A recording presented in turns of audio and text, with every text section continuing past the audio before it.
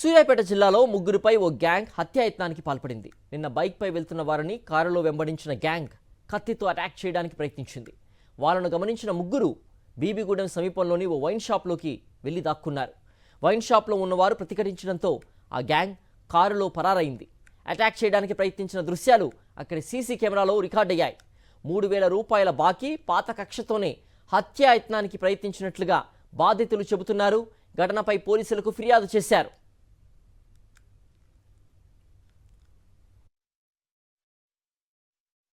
మూడు వేలు ఇవ్వాలి.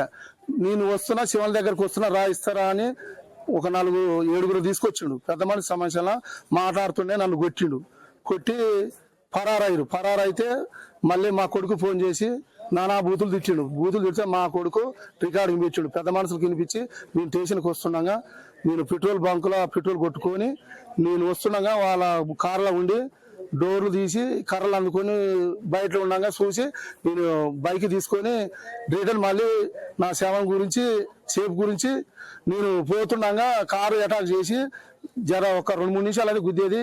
మదర వయసు కాడ కింద పడ్డా. వాళ్ళు పెద్ద వయసులో ఉన్నాగానే వాళ్ళు వయసులో ఉన్న కొద్దిగా నాకు సహకరించారు.